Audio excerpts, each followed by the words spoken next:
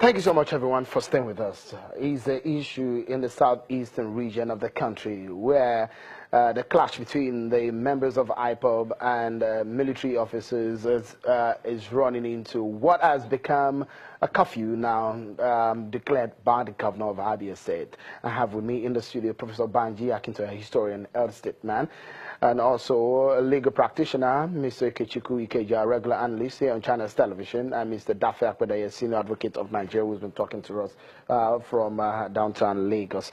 Let's continue with the conversation right now. Professor, from the dimension that we've seen this issue now, it's turned into an issue in Rivers State where there's a clash now. People are said to have been killed in somewhat a reprisal. What do you think should be the immediate action of government on this issue? The federal government of Nigeria under President Buhari owes us the duty now to bring this growing tension to some, to begin to dampen, to begin to douse the tension, and return our country to orderliness and peace. I don't think that he owes us the duty now of suppressing anybody. I don't think that that is the road to go.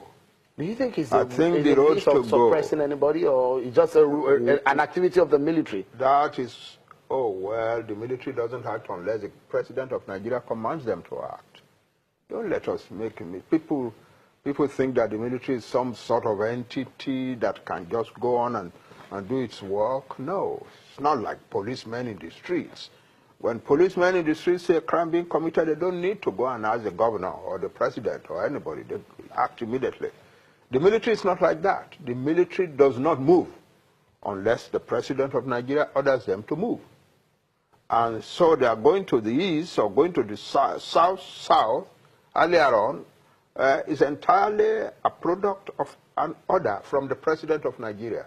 So don't let us begin to talk of the military as if they are some independent entity. Would you say that the military is not an independent entity in any country? Would you say that Operation Python Dance should be called off?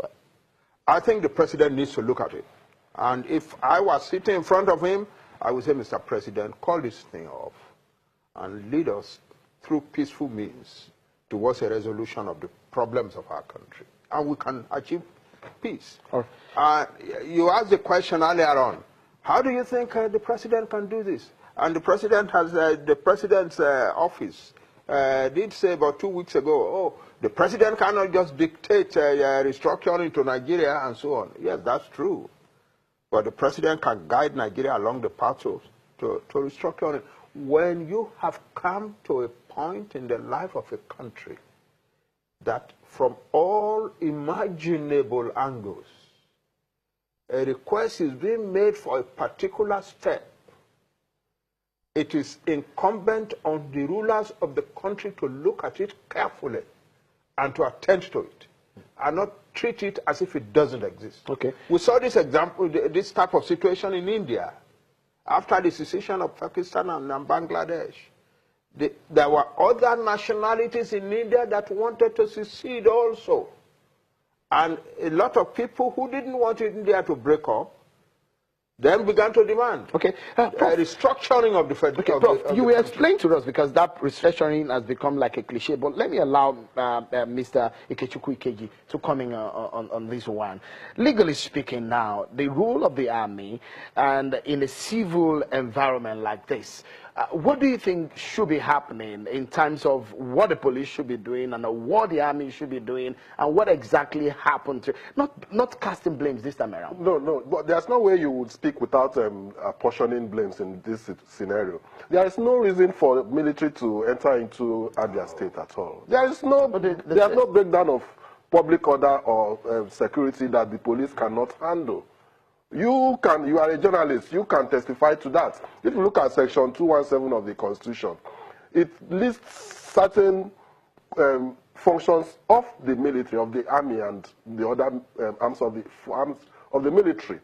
In doing that, it says that the president can decide the operational use of them according to an act by the National Assembly. And the National Assembly has made an act, the Armed Forces Decree, the Armed Forces Now an Act, 1993, under which the operational use of the army will be for the maintenance of public order and public safety, security.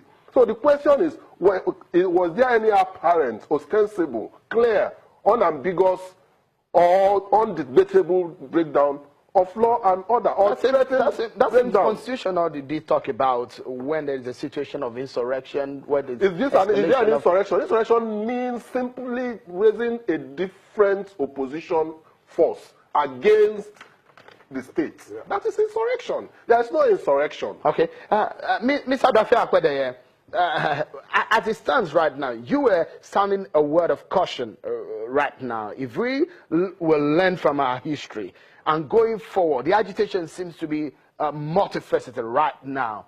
What would you say we should be doing right now?